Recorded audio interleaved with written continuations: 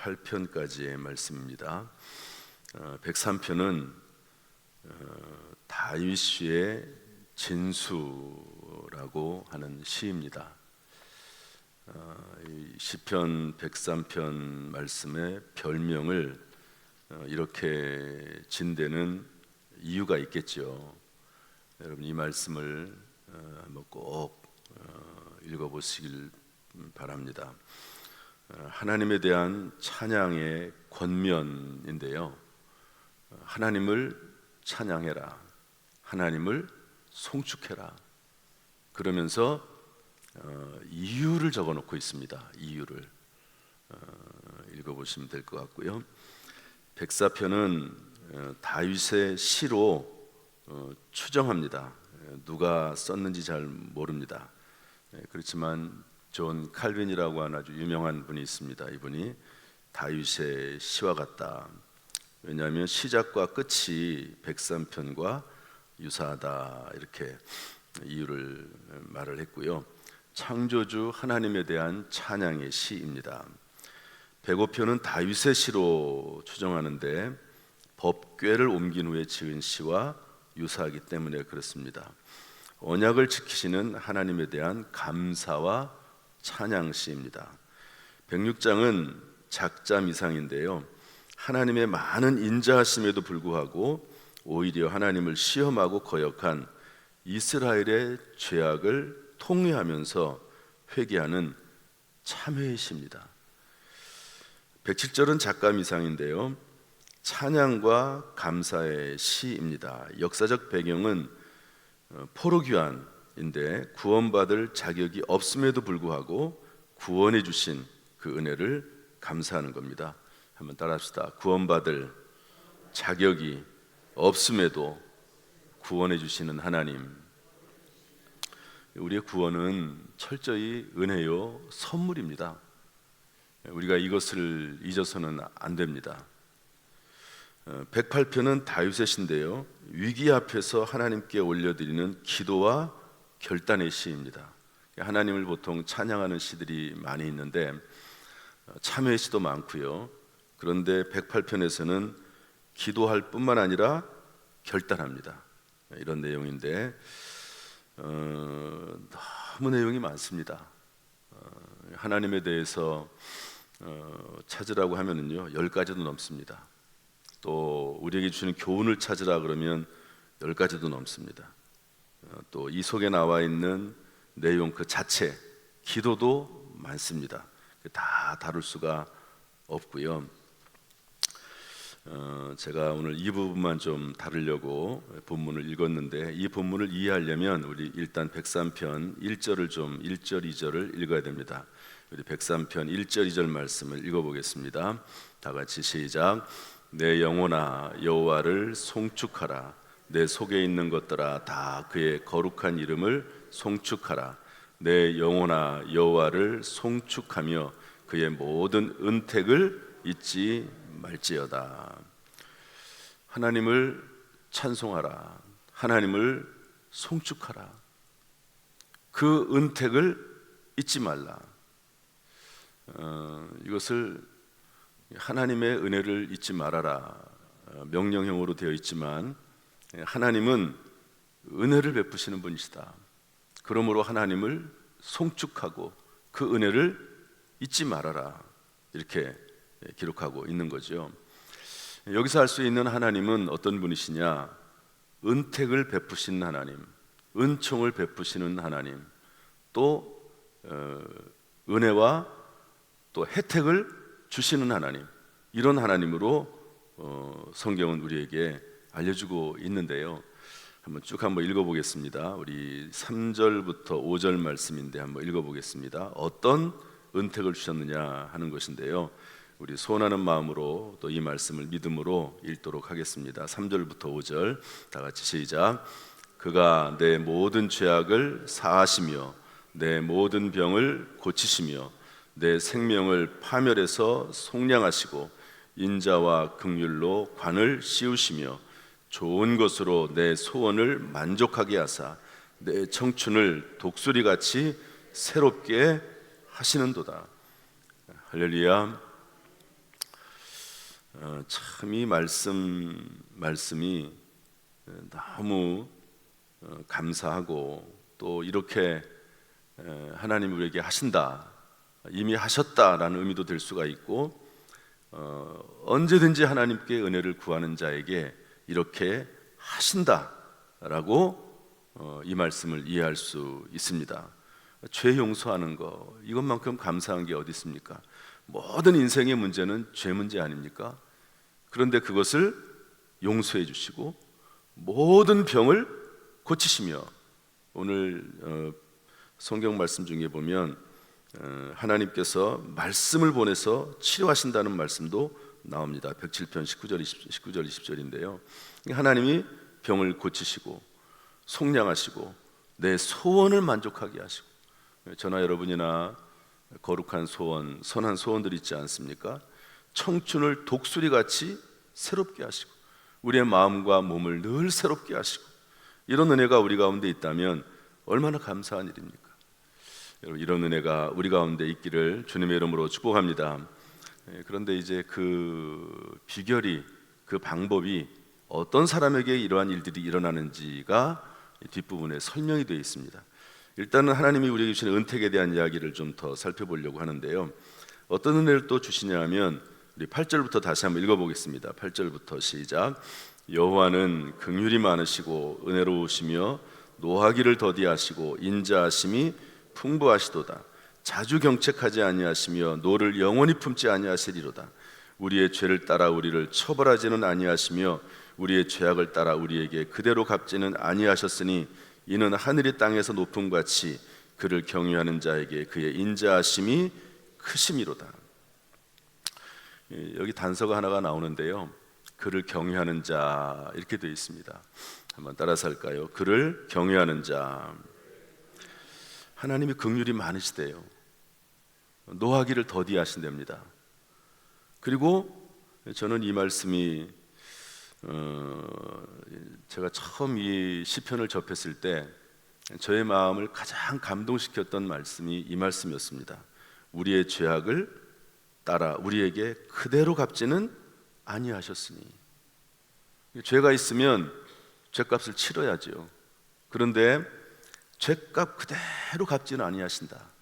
왜? 은혜롭고 자비로우신 하나님이기 때문에 그렇다 하는 거죠. 우리의 자녀들이 실수하고 죄를 짓습니다. 그러면 내버려 둘 수가 없지요.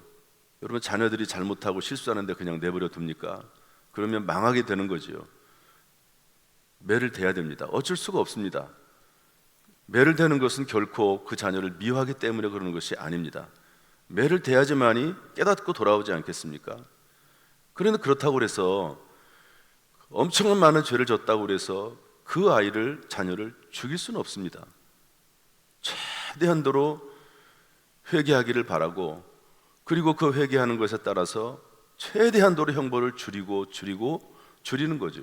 여러분, 세상법도 정말 자기의 죄를 인정하고 그 마음이 진정으로 참여하는 것 같으면 세상법도 형량을 감해줍니다.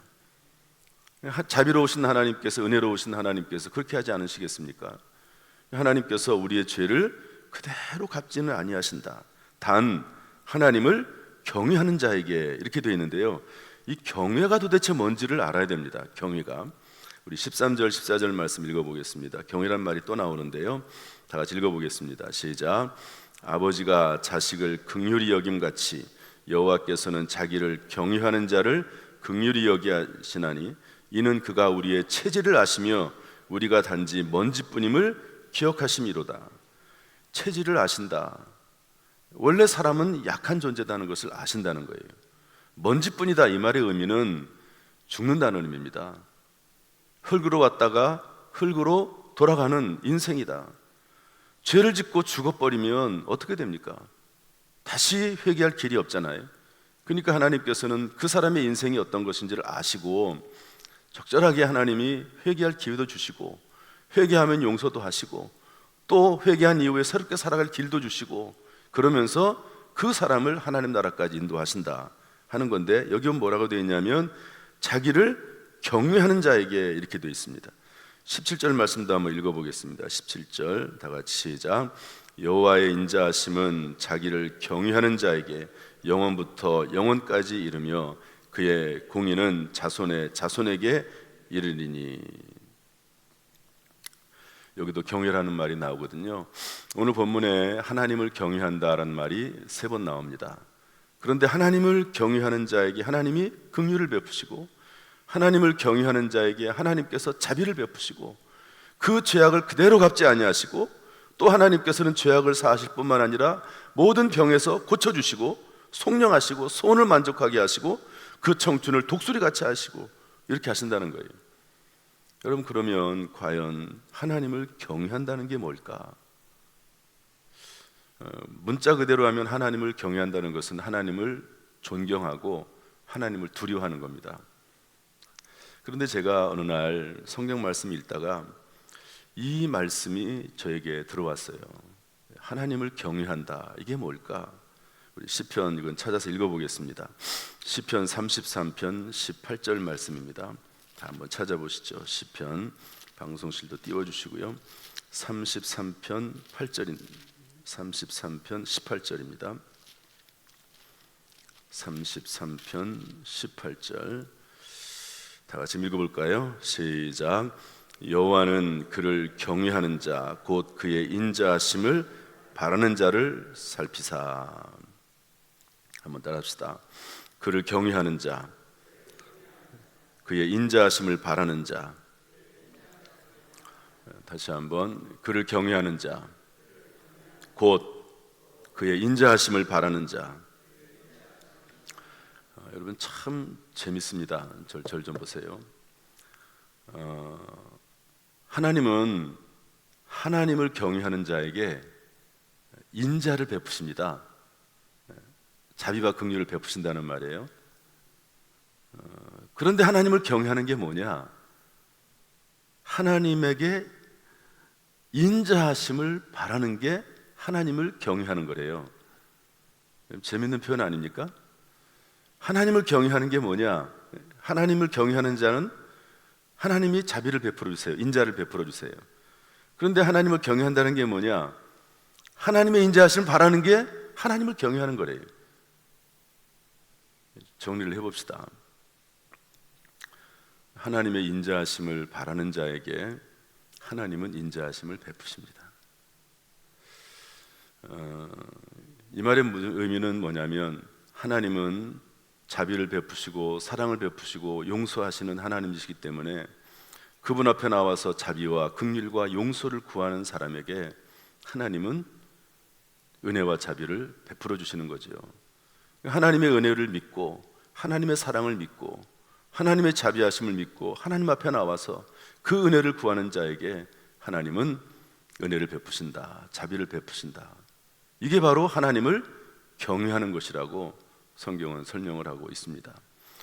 우리의 삶에 적용하면 그렇습니다. 죄를 지란 말은 아니지만 마음대로 살고 하나님 앞에 나와서 회개하라 그러면 다 끝이다 이런 말이 아니고, 때때로 살다가 실수하고 허물이 있고 잘못이 있습니다.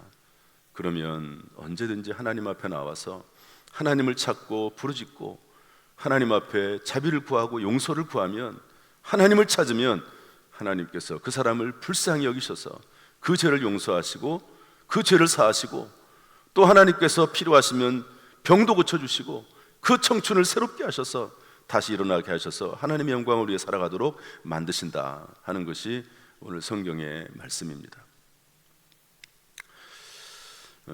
우리가 살면서 너무 이렇게 연약한 말만 하는 거 아닌가? 우리가 주님을 위해서, 그의 나라 영광을 위해서 엄청난 일을 해야 되지 않겠나?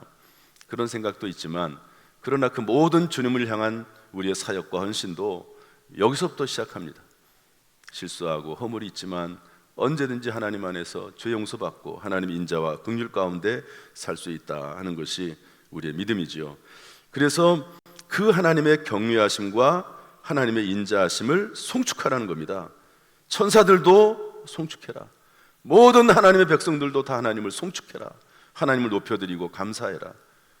이것이 우리가 하나님을 송축할 수 있는 이유입니다. 하나님이 물론 받은 은혜에 대해서, 우리가 하나님 앞에 큰 일을 한 것에 대해서 능력을 주신 것에 대해서도 송축해야 되지만 하나님의 그 자비와 긍휼하심, 여기에 대해서 늘 송축하면서 감사하면서 살 것을 우리에게 요청하고 있습니다. 오늘도 하나님을 송축하라. 송축하란 말이 7번 나옵니다. 이 한 시에서 하나님을 송축해라, 송축해라.